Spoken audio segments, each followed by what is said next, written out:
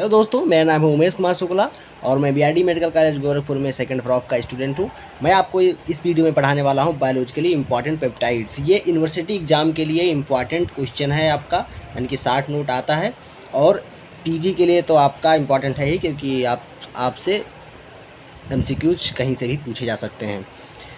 Video शुरू करने से पहले आप लोग अगर नए हैं तो चैनल को सब्सक्राइब कर दीजिए और वीडियो को लाइक करना मत भूलिए और दोस्तों को शेयर कीजिए जिनको इस चीज़ की आवश्यकता है।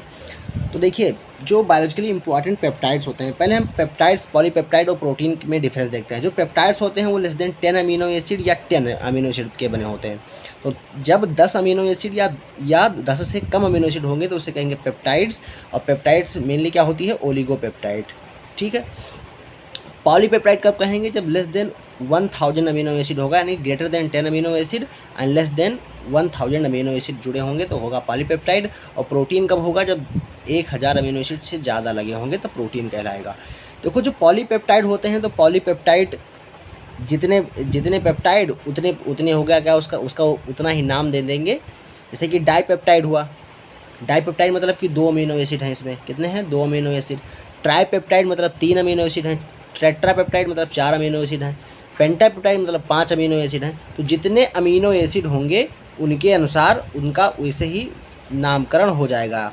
जितने अमीनो एसिड होंगे उनसे एक कम क्या होगा? उसमें पेप्टाइड बांड होगा। तो इसमें 2 अमीनो एसिड हैं, यानी कि एक पेप्टाइड बांड होगा। ऐसे ही अगर 9 अमीनो एसिड होते तो उसमें कितने? 8 पेप्टाइड बांड होते। ठीक है, तो ये आप लोग ध्यान कर सकते हैं। देखिए, डाईपेप्टाइड्स का एग्जाम्पल है कार्नोसिन, एंसेरिन और एस्पार्टम। डाईपेप्टाइड का एग्जाम्पल क्या है? कार्नोसिन। मेनली इसमें आपको एग्जाम्पल ही याद करने हैं और अगर उनके आप यूज लिख सकते हैं तो बहुत ही अच्छा होगा। तो एग्जाम्पल देख लेते हैं। कार्नोसिन, एंसेरिन और एस्पार्टम आपका एग्जाम्पल है डाईपेप्टाइड का। तो डाईपेप्टाइड का एग्जाम्पल क्या है? कार्नोसिन, एंसेरिन और एस्पार्टम।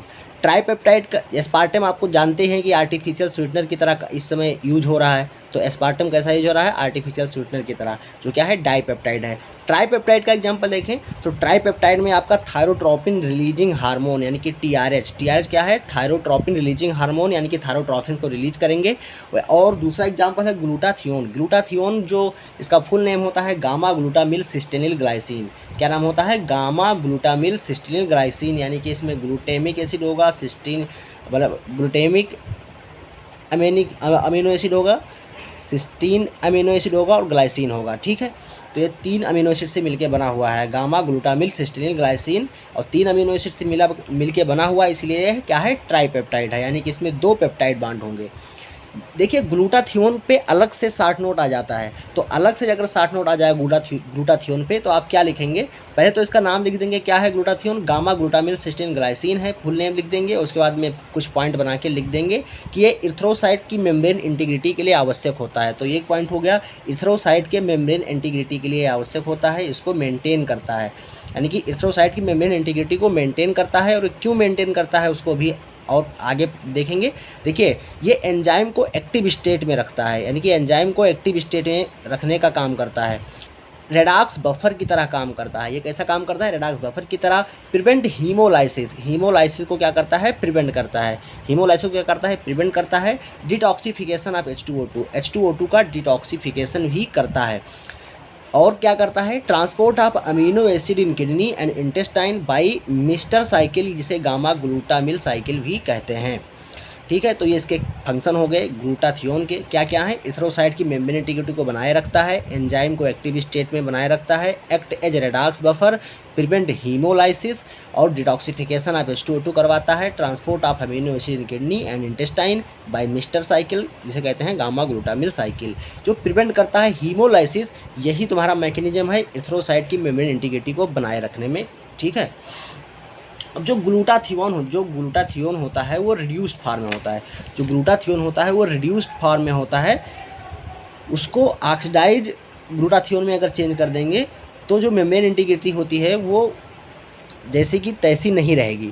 मतलब इसको हमको रिड्यूस फार्म में ही रखना है। और इसके लिए काम किस एंजाइम का लाते हैं? ग्लूटाथियोन रिडक्टेज का। ये भी और आगे जब पढ़ेंगे आप बायोकेमिस्ट्री में तब पढ़ाएंगे इसके बारे में डिटेल से।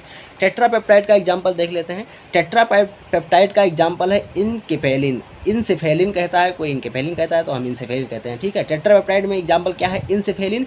इनसेफेलिन क्या है, नेचुरल ओपिएट्स एनाल्जेसिक है, यानी कि ये एनाल्जेसिक की तरह लिया जाता है और ये नेचुरल ओपिएट को क्या करता है, मिमिक करता है। तो इनसेफेलिन एग्जाम्पल, टेट्रापेप्टाइड का एग्जाम्पल क्या है, इनसेफेलिन। ऑक्टापेप्टाइड में एग्जाम्पल है एंजियोटेंसिन सेकेंड। एंजियोटेंसिन सेकेंड तुम्हारा क्या है, ऑक्टापेप्टाइड का एग्जाम्पल है। और आप लोग जानते हैं क्या कराता है, वैसोकॉन्स्ट्रिक्शन करवाता है। और वैसोकॉन्स्ट्रिक्शन करवाएगा तो ब्लड प्रेशर को इंक्रीज करवाएगा और ये एल्डोस्टेरॉन पर भी एक्ट करता है। और एल्डोस्टेरॉन क्या है, मिनरलोकॉर्टिकॉइड से, यानी कि मिनरल्स को रीअब्जॉर्ब करवाएगा, ठीक है। तो इनडायरेक्टली मिनरल को भी एब्जॉर्ब करवा रहा है तुम्हारा एंजियोटेंसिन सेकेंड। एंजियोटेंसिन सेकेंड कैसे बनता है, आप लोग पढ़े होंगे। एंजियोटेंसिन फर्स्ट से एंजियोटेंसिन सेकेंड बनता है, यानी एंजियोटेंसिन कन्वर्टिंग एंजाइम की उपस्थिति में। अब है नैनोपेप्टाइड। तो नैनोपेप्टाइड का एग्जाम्पल है ऑक्सीटोसिन और वैसोप्रेसिन। ऑक्सीटोसिन और वैसोप्रेसिन तुम्हारे किसके एग्जाम्पल हैं, नैनोपेप्टाइड के। एक और है ब्रेडिकाइनिन। ऑक्सीटोसिन आप लोग जानते हैं क्या, यूट्रिन कंट्रक्शन करवाता है। वैसोप्रेसिन रिटेंशन ऑफ वाटर, यानी कि reabsorption of water from distal tubule of the nephron करवाता है। वहीं पर ब्रेडिकाइनिन क्या है, वैसोडाइलेटर है। ब्रेडिकाइनिन क्या है, वैसोडाइलेटर है। अब हम देखते हैं डेकापेप्टाइड। ये आपका है डेकापेप्टाइड। डेकापेप्टाइड का एग्जाम्पल है कैलिकिन। कैलिकिन क्या है, एक वैसोडाइलेटर है। और दूसरा है एंजियोटेंसिन फर्स्ट।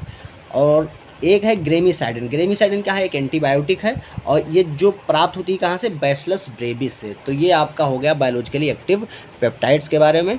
और सारे वीडियो आने वाले हैं आगे, तो आप लोग चैनल को सब्सक्राइब जरूर कर लीजिएगा। अगला जो टॉपिक होगा वो एंजाइमोलॉजी से होगा, यानी कि एंजाइम का चैप्टर है और बहुत ही इम्पॉर्टेंट है आपके प्रोफ के लिए, आपके पीजी के लिए। तो एंजाइम वाला चैप्टर आप लोग मत छोड़िएगा, अच्छे से पढ़िए। और हमारे जो पिछले वीडियो हैं उनको आप प्लेलिस्ट में जाके देख सकते हैं, बायोकेमिस्ट्री की प्लेलिस्ट में। धन्यवाद।